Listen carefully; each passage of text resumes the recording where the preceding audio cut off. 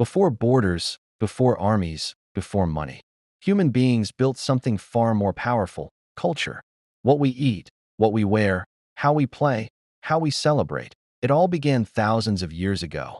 And today, it controls social media, global fashion, football wars, K-pop fandoms, Bollywood, Hollywood, and the Olympics.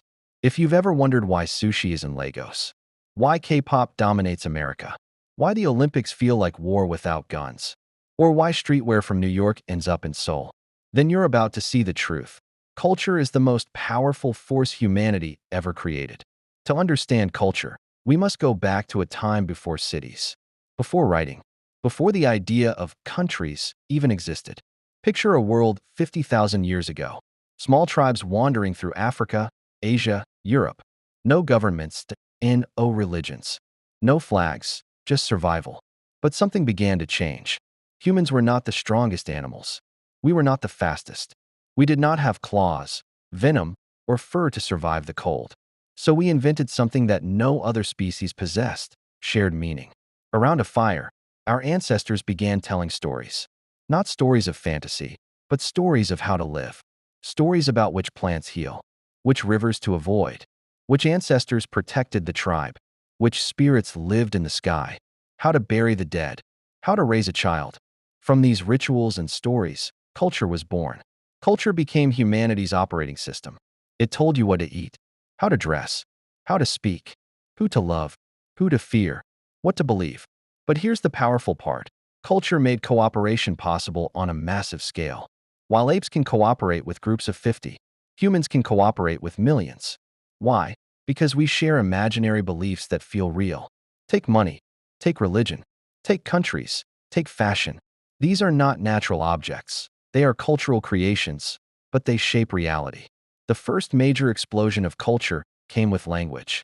Once humans could speak in complex sentences, knowledge could transfer across generations. You didn't need to repeat every mistake. You could inherit wisdom. This changed everything. Soon after, humanity spread across the planet. Different environments demanded different behaviors. Different dangers created different traditions. Different climates produced different clothing. Different foods created different cuisines. A tribe in the rainforest developed rainproof shelters and plant-based diets. A tribe on the ice developed fur clothing and high-fat meals. A tribe in the desert developed sand-resistant architecture and nomadic herding. Art is the emotional fingerprint of civilization. It tells us what a society valued, what it feared, what it dreamed. Chinese brush paintings emphasized harmony. Greek sculptures emphasized human perfection. Islamic calligraphy emphasized divine beauty. African masks emphasized spirit and community. European cathedrals emphasized religious awe. Japanese tea ceremonies emphasized ritual and simplicity. Native American totem poles emphasized lineage and myth. Different aesthetics, different values, same human longing for meaning. And then came one of humanity's greatest inventions: writing. Writing froze culture in time. Stories no longer died with the storyteller. Laws no longer died with kings. Knowledge no longer died with old age. Writing allowed us to build libraries, religions, economies, and science. Without writing, there is no history. Without history, there is no culture. Without culture, there is no civilization. By the time the ancient world matured, culture was no longer local, it was contagious. Cities became trade hubs: Alexandria, Baghdad, Xi'an, Timbuktu, Athens, Rome, Constantinople. Ideas flowed through them like blood through veins. Merchants spread more than goods. They spread languages, religions, philosophies, songs, and habits. A trader could move from Cairo to Timbuktu speaking Arabic. A scholar could move from Athens to Istanbul teaching Greek thought. A pilgrim could cross Eurasia under the Pax Mongolica. A monk could carry Buddhism from India to China, Korea, and Japan. Culture moved faster than war. Long before the internet, humanity built networks. The Silk Road connected East and West. The Trans-Saharan trade routes connected Africa and the Mediterranean. The Indian Ocean trade connected Arabia, India, and Southeast Asia. The Mediterranean Sea connected Europe and North Africa. These were the world's first cultural highways. Chinese silk became Roman luxury. Indian spices became Middle Eastern medicine. African gold became European currency. Persian poetry became universal literature. And with every exchange, cultures morphed. By the year 1400, the map was full of civilizations, each with unique cultural DNA. But something was coming that would change everything. A global collision, a cultural shockwave. A forced integration on a scale never seen before. The world was about to enter the age of cultural conquest. To understand the cultural collisions that shaped our world, we must examine three of humanity's most powerful forces: religion, language, and identity. They are more than systems. They are maps for belonging. 1. Religion, the invisible architect. Religion is one of humanity's oldest cultural technologies. Long before science and government, religion organized society. It told us where we came from, why we suffer, who we are answerable to, and what happens after we die. Religion unified strangers under shared sacred stories. Judaism gave the world monotheism and law. Christianity gave the world mission and salvation. Islam gave the world unity and submission to one God. Hinduism gave the world dharma and karma. Buddhism gave the world meditation and enlightenment.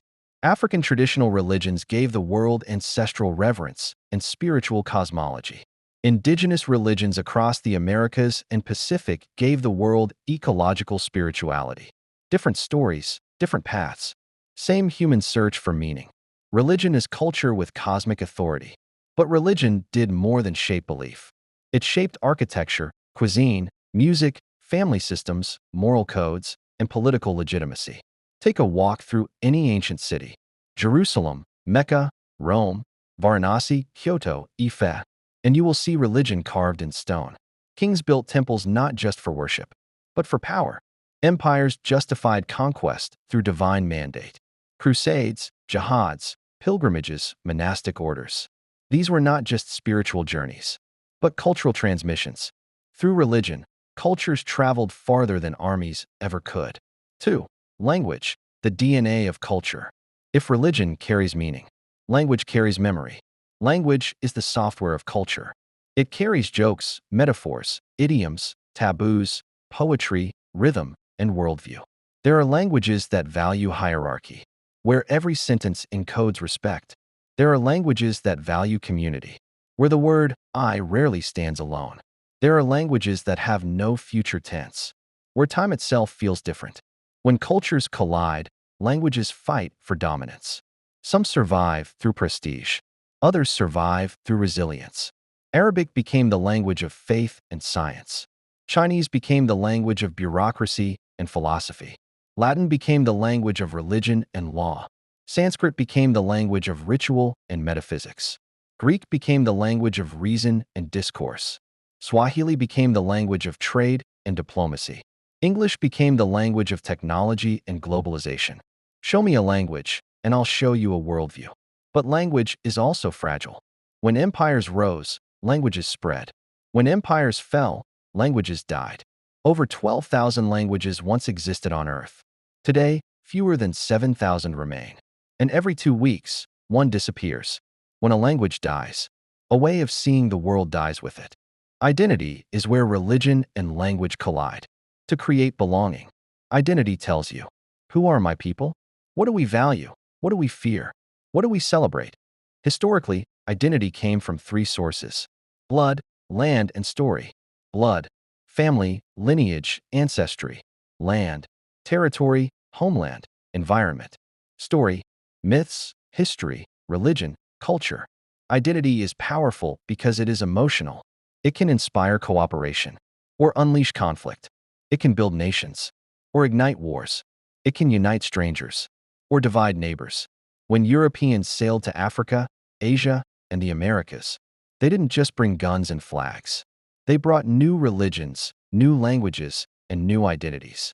Catholicism reshaped Latin America. Islam reshaped North and West Africa. Protestantism reshaped the United States. English reshaped India and Nigeria.